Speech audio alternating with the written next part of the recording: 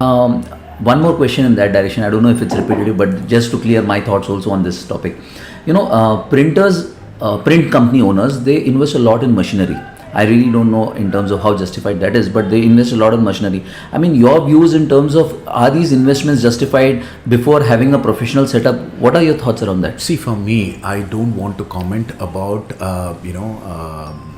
what the owners decide, because ultimately it's their money. How do they invest in that? It's their prerogative. But for me, what the basic fundamental that I think is, if you have an asset, you need to utilize the asset 100%. Optimum utilization of the resources is the name of the game in any management services. Right. If you don't utilize an asset 100%, you already are running it inefficiently. Adding another new asset, at a higher cost, how are you going to be more efficient? You are actually restricting your cash flow. Any examples that you have from your experience, if you don't want to speak anything specific, it would be easier for people to understand. So for me, from my previous experience itself, we'll say, when I walked into Scanum, we had all 10, 12 years old machine, After my 4th year, I decided to buy a new Bobst M5. So 4 years, I ran all 14 machines, reduced our wastages from 22% to 14%. Each 2% basis of wastage adds at least 0.25% of your profit. Bottom line, straight away. Ab imagine karo 22 say you're bringing to 14, that means almost around 8%. 8% would mean at least 2% increase in your profitability. Profit margins, yeah. It's one step. But would you be able to perceive this, if you do not have a professional background, right? Now, why does this happen? It happens because, first of all, you need to understand the basics of production, right? And I feel, especially in labeling, somewhere down the line, we do not have a professional setup. Let's say, for example, basics like having a OE sheet in place. Checking there might be OE sheets, but what is the What is OE for? OE is basically overall equipment efficiency. Okay. Let's say, for example, if you're running, your machine for an entire shift, which means 100 percentile would be 480 minutes, right? Okay. Let's say, for example, if you run the machine only 50%. Why? Because you've got 2 or 3 changeovers, because your product changes. Every changeover, let's say 1 hour is gone, which means 180 is reduced from 480, remaining is 300. Then you have cleaning process involved in it, let's say around 30-35 minutes.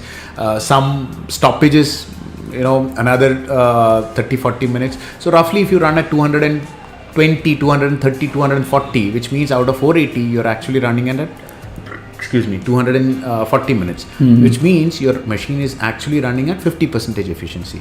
Now, imagine this machine is supposed to run at 100 meters per minute, but you're running it at 50 meters per minute.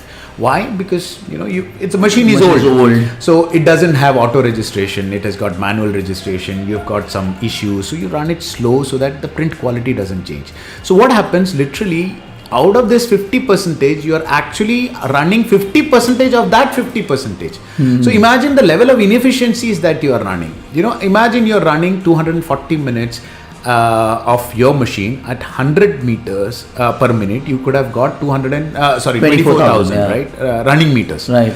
But now you're running it only at 12,000. Exactly. So your productivity has drastically decreased. Yeah. So your current machine you are running at 50% or 50%. Imagine you put a new machine. So what effectively you're telling is that unless you are being able to justify your existing machine and run it at the most efficient manner, you cannot even think of putting up another machine. Now, how do you know you're running it efficiently? You have to understand that. So your efficiency sheet, you will have to go through that sheet. You have to nitpick each and every variant in it.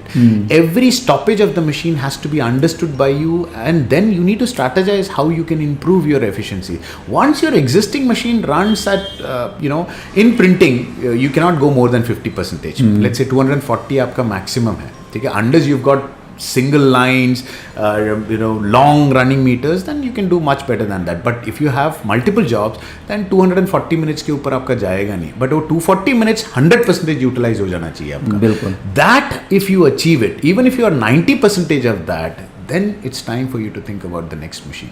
People say, nahi, we'll invest in new machines, we'll bring in new technology, we'll be a little bit more faster. But my question is, you already are running a business at sub 5% margin, because we know the printing industry runs at razor thin margin. The moment you add a new machine, you've got depreciation, you've got finance cost, everything built in your cost. So obviously, which was running at 5% profit margin, again dips down. You will take some time to start recovering the cost. But अगर volume आपको नहीं आता है, क्योंकि brand doesn't look at loyalty. आप कितने में दे रहे हो, आप कितने में दे रहे हो. If somebody is giving them 2 paise less, they will go to them. Yes, yes. So you brought a new machine, you bought a new machine, you don't have volume. So what happens? It becomes an idle asset.